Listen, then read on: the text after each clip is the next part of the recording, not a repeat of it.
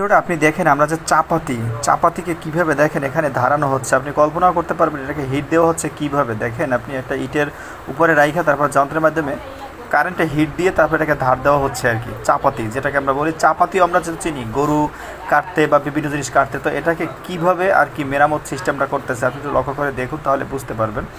এক কথা কিন্তু চমৎকার চাইনিজ চাপাতি যেটাকে বলা হয় আর কি। আর ওরা কিন্তু সলিটি দিয়ে বানায়, ওরে ভাই লোহা কাইটে হালায়, আপনি কল্পনা করতেছেন ভাই। দেখেন চাপাতিটা দেখেন মানে অসাধারণ মজবুত। এরপরে দেখেন বাথরুমের যে কমোটের এখানে লো কমোটে আপনার কীভাবে টাইলস বসানোর সিস্টেমটা আপনি একটু লক্ষ্য করে দেখুন, কীভাবে কতটা নিখুঁতভাবে সিস্টেম করে বসাবে। আপনি এতটা নিখুঁতভাবে আমরা বাংলা মিস্ত্রিরা পারবে কিনা আমি জানি না, কিন্তু বিষয়টা যথেষ্ট পরিমাণে অদ্ভুত। আপনাদের দেখা দরকার, না দেখলে আপনি কোনোভাবে বুঝতেই পারবেন না যেটা আসলে কীভাবে কী কেমনে কী হয়েছে।